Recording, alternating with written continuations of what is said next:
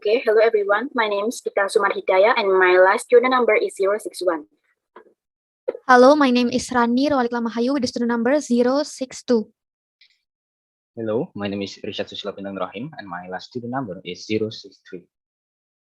Hello, my name is Christofer Widjieanto and my last student number is 064. Hello, my name is Aisyah Widjaya with the last student number 065.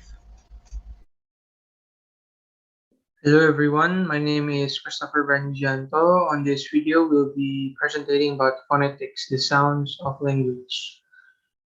And in phonetics, there are three parts: acoustic phonetics, which is the study of the physical properties of sound. Then there is articulatory phonetics, the study of the production of speech. Sounds articulatory phonetics deals with this sender rather than the receiver of the message. Auditory phonetics, the study of how sounds are received by the ear and decoded by the brain. Reading and speech, and I will explain about reading and speech and the parts of speech. Reading and speech, reading is important to maintain a continuous flow of conversation. During conversation or speech, the brain regulates breathing by automatically creating pause at grammatically convenient places in an utterance, such as at the end of a phrase, clause, or sentence. The apparatus of speech are divided into two parts. There is speech sounds, which are divided into two sections. There is ingressive sounds and egressive sounds. The next one is articulators. In articulators, the first one is the trachea, which is a tube that extends from the voice box to the lungs. The larynx is the uppermost part of the trachea that contains the vocal cords. Vocal folds are muscular pair of elastic folds, which can be moved into various degrees. The glottis is the space between the vocal folds. The epiglottis is a membranous flap that covers the glottis. The vaginal cavity is the space or passageway in the throat. The nasal cavity is the passageway in the nose. The oral cavity is the space or passageway in the mouth. And then the uvula is the fleshy lobe at the back of the roof of the mouth. The alveolar ridge is the heart ridge behind the upper front teeth. And the next one is the heart plate, is the bony section of the roof of the mouth. And the last one is the soft plate, which is the back fleshy section of the roof of the mouth.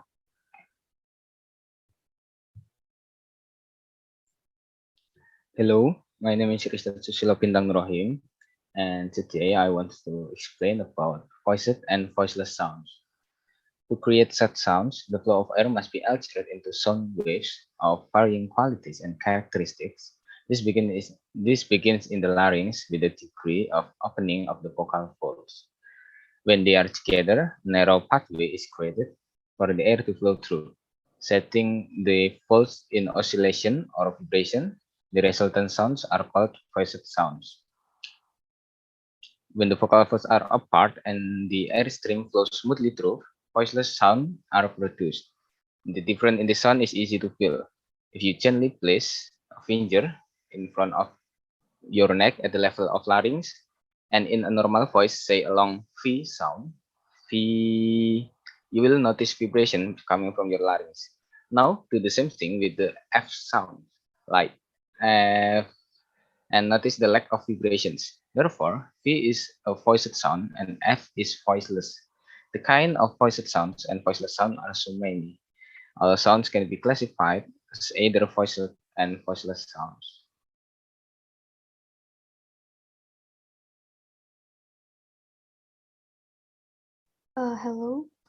Hello, my name is Rani Lamahayu with the student number 062, and I am going to explain about consonants and vowels. Speech sound or the sounds of all languages are divided into two major classes, consonants and vowels. In phonetics itself, the terms consonant and vowels refer to types of sounds, not to letters that represent them.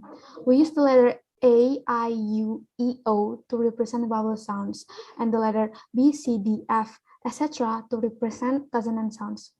First, we have consonant. A consonant is a speech sound that is produced when the airstream is constructed or stopped and then released at some place along its path before it escapes from the body. Next, kind of abstraction that occur to create different types of consonants can take places at many locations between the glottis and the lips. These different places of articulation, as well as the various manner of articulation, will be explained by the next speaker. And next we have vowels. A vowels is a sounds that are produced with no closure or obstruction of their stream. The differences between various vowel sounds depend on which cavity is employed and on what shape is formed in that resonance chamber. The further explanation will be explained in the next chapter. Next, my name is Aisyah Sahara, and I will explain about consonant place of articulation. So, articulation is production of speech sounds by the movement of the speech organs. If the airstream out of the glottis not obstructed, we have a vowel, but if it's obstructed, then a consonant will result. There is 9 places of articulation, such as first, bilabials. Bilabials are produced by bringing the lips together. The sounds are phonetically represented by P, B, and M. For example, the word that categorized as a bilabials is a pool, boot, and money. Second, labiodentals. Labiodentals are produced by raising the lower lip until it comes near the upper front teeth. The initial sounds are 5 and V. The two labiodentals is F and V. Third, dentals. Dentals are articulated by the tongue and the teeth, in contrast to the labiodentals, which involve the articulation of the lower lip and teeth. It reproduces the th sounds. Fourth, the spelling th represents the different sounds. In phonetic transcription, we represent the voiceless dental th sounds with the symbol theta and the voiced dental th sounds with the symbol omicron. Fifth, alveolar. Alveolar sounds are produced by raising the tip or blade of the tongue to the alveolar ridge, the bony ridge behind the upper teeth.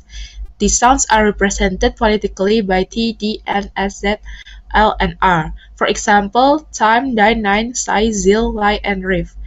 7. Palatal sounds are formed when the blade of the tongue articulates with the back of the alveolar ridge or palate. 8. Velar sounds are created when the back of the tongue articulates with the soft palate. 8. Labiovelar. Labiovelar sounds are created by rounding the lips while the back of the tongue is raised in the velar region. And the last, glottal. Glottal sounds are articulated by the glottis. The sound is sometimes used in the place of a T sound and represented phonetically by H.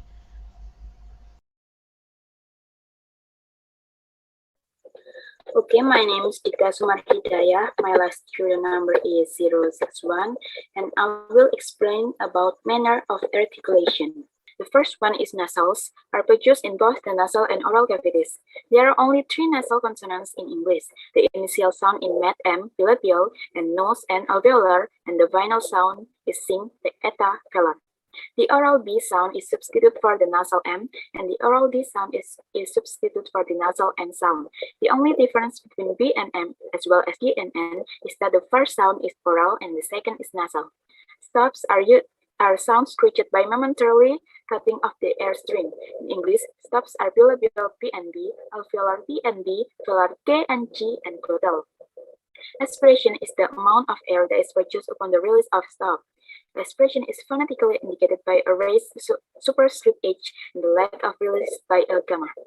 Fricative are produced by an incomplete obstruction of the airstream. In English, fricative are produced in the following position: labiodental F and V, dental theta and omicron, alveolar S and Z, and palatal S and zeta. The next one is the affricate. Starts out as a stop but ends up as a fricative. The sound is phonetically represented as C, sigma. The only other affricate in English is J, and in the initial sound is jello and chin. And the next one is liquids are discussed from the other classes of sounds in that they involve only minimal obstruction of the airstream, and friction is not produced. As with affricates, only 2 liquids, L and R, exist in English. Cooling the tongue sounds are often called retroflex. The initial sound in rough is a liquid retroflex sound. And the last one is glides are what to learn about labels as semivowels. Semivowels are intermediate between consonants and vowels.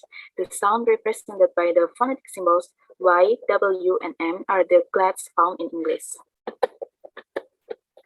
Okay, next. Next, I will explain about some consonant not used in English. So there are two consonant that not used in English, such as first, the sound that represents phonetically as X is pronounced as a raspy H, and the second, Q represents a voiceless uvular stop. The uvular sound is produced when the back of the tongue is raised to the uvula.